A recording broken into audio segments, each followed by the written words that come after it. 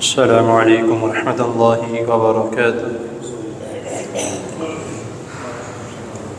الحمد للہ وسلام علی عباده الذین اصطفى، اللہم صل وسلم علی نبینا محمد صلی اللہ علیہ وسلم، اما بعد۔ حضرات محترم، خرید و فروخت کے احکام و مسائل میں سے قرض کے لین دین کے متعلق چند باتیں آپ کے سامنے قرآن و حدیث کے ریفرنس کے ساتھ اللہ تعالیٰ کے فضل و کرم سے بیان کی جا رہی ہیں۔ پچھلی نشست میں قرض کے لین اور دین کے متعلق جو نبی کریم صلی اللہ علیہ وسلم نے ہمیں طریقہ سکھایا، اس کے متعلق آپ کو بتایا گیا تھا کہ جس کا مختصر ایک پہلو یہ تھا کہ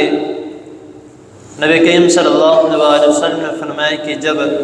کسی سے قرض لیا جائے اور جب اس کو واپس اس کو قرض دیا جائے تو جتنا زیادہ بہتر اور اچھا ہو سکے اس کو دینا چاہیے۔ رقم کی شکل میں ہے وہ تو ظاہر سی بات ہے، رقم اگر کسی کو واپس دیتے ہیں وہ تو اسی صورت میں دی جائے گی، لیکن اگر کسی چیز کے مطابق ہے تو جو اس نے آپ کو چیز دی ہے اس کے بدلے جو ہے وہ اس کو اچھی اور بہتر چیز دی جائے، جس طرح اونٹ کے متعلق بتایا گیا تھا۔ اب اس میں دو چیزیں آتی ہیں کہ ایک شخص قرض لیتا ہے اور اس کی ادائیگی کرتا ہے اس سنت کے مطابق جو نبی کریم صلی اللہ علیہ وسلم نے ہمیں بتائی، اپنی مرضی سے، اپنی خوشی سے، وہ درست ہے، اور نبی کریم صلی اللہ علیہ وسلم نے اس شخص کو بہترین انسان بتلایا ہے۔ اب دوسری شکل اس کی یہ ہے کہ ایک شخص قرض دیتا ہے کسی کو اور وہ ساتھ شرط لگاتا ہے کہ میں جب یہ واپس لوں گا تو ساتھ اتنا زیادہ لوں گا۔ مثال کے طور پہ رقم ہے تو کسی کو 1,00,000 روپیہ دیتا ہے تو اس کو کہتا ہے کہ جب میں تم سے اس رقم کو واپس لوں گا تو میں 25,000 واپس لوں گا، 1,25,000 میں اس سے 25,000 اوپر لوں گا، تو یہ سود میں آ جاتا ہے۔ اور اس حدیث میں جو اگلی حدیث جو آج کا مین سبق ہے، اس میں نبی کریم صلی اللہ علیہ وسلم نے یہی فرمایا ہے کہ کسی بھی قسم کا قرض ہے جو آپ کسی کو دے دیتے ہو، اگر اس میں آپ کو منافع کھینچ لاتا ہے تو وہ سود ہے۔ کوئی بھی شکل ہے، کپڑے کی شکل ہے، گندم کی شکل ہے، اناج کی شکل ہے، کسی بھی قسم کی شکل ہے، اگر اس میں آپ اپنا منافع کرتے ہیں اور اس بات کی شرط رکھتے ہیں یا اس بات کا سودا کرتے ہیں کہ میں جب یہ تم سے رقم واپس لوں گا یا کوئی بھی چیز واپس لوں گا تو اس میں سے اتنی زیادہ اور مزید میں لوں گا، تو یہ سود کی شکل ہے۔ اور سود کے متعلق میں پہلے آپ کو بتا چکا ہوں کہ نبی کریم صلی اللہ علیہ وسلم اس کے متعلق کیا کیا وعید اور کیا کیا عذاب رسول اللہ صلی اللہ علیہ وسلم نے بتایا۔ تو اسی لیے کیونکہ یہ قرض جو ہے یہ ایک احسان ہے، اور اللہ تعالیٰ نے جو قرآن مجید میں فرمایا ہے کہ هل جزاء الاحسان الا الاحسان، کہ احسان کے بدلے احسان ہے۔ اگر آپ کسی کے ساتھ اچھائی کرتے ہو تو آپ کو چاہیے آپ بھی اس کے ساتھ اچھائی کرو، لیکن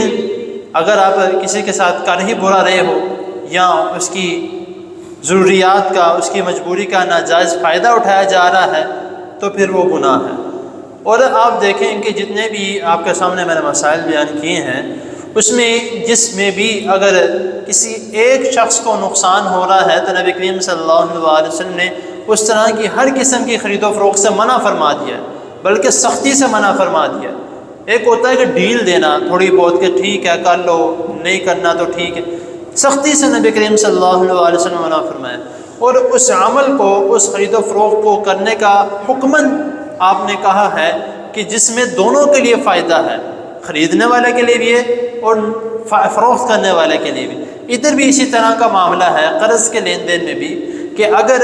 لینے والا جو شخص ہے اس کے لیے بھی فائدہ مند ہے، اور جو دینے والا شخص ہے اس کے لیے بھی فائدہ مند ہے، اور دینے والے شخص کے متعلق اللہ رب العزت نے قرآن مجید میں بھی اس کے کئی جو ہیں وہ نیکیاں اس کو بتلائی ہیں، یا اس کے متعلق جو ہے یہ کہا کہ اگر تم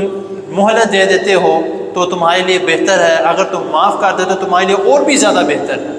تو یہ کوئی ہم ادھر دنیا میں اگر کوئی ہمیں اس طرح کی کوئی بات کہتا ہے نا کہ تم یہ والا کام کرو گے تو تمہیں یہ چیز ملے گی، اگر ہم مثال کے طور پہ کسی سٹور میں جاتے ہیں تو وہ کہتے ہیں کہ بھئی آپ اتنی شاپنگ کرو گے، اس کے اوپر جو شاپنگ کرو گے وہ آپ کے لیے فری ہے، تو ہم اس کو بہت خوشی سے لیتے ہیں اور ہم کوشش کرتے ہیں کہ ہماری اماؤنٹ اتنی ہو جائے تاکہ ہمیں وہ چیز فلاں فلاں جو ہے وہ فری مل جائے۔ لیکن یہاں پر تو اللہ رب العزت ہمیں چیزیں فری دے رہے ہیں تو ہم اس کو لیتے نہیں، کیونکہ ہمیں بظاہر نظر نہیں آتا، لیکن جب ہمیں نظر آئے گا اور جب ہمارے سامنے یہ تمام ہمارے نیک اعمال رکھے جائیں گے تو پھر ہم کہیں گے یار کاش ہم اور زیادہ کر لیتے اس طرح۔ تو اسی لیے اگر ہمیں اللہ رب العزت نے رسول اللہ صلی اللہ علیہ وسلم نے اس کے متعلق بتایا ہے، ہمیں حکم دیا ہے، ہمیں رہنمائی فرمائی ہے، تو اس میں ہمارے لیے ہی بہتری ہے۔ اللہ تعالیٰ تو فرماتے ہیں کہ اگر ساری دنیا بھی مل کے میری نافرمانی کرے تو مجھے کوئی فرق نہیں پڑتا، ساری دنیا مل کے بھی میری فرما برداری کرے تب بھی مجھے فرق نہیں پڑتا۔ تو اسی لیے جو کچھ ہے وہ ہمارے اپنی ذات کے لیے ہے۔ تو اللہ تعالیٰ کی حضور دعا ہے اللہ تعالیٰ ہمیں جو سنا جو اس نے اس کو سمجھنے کے، اس پر عمل کرنے کے توفیق عطا فرمائے، اور ہمیں حلال کھانے کی، حلال کمانے کی اور حرام سے بچنے کی اللہ تعالیٰ ہمیں توفیق عطا فرمائے۔ جزاکم اللہ خیر۔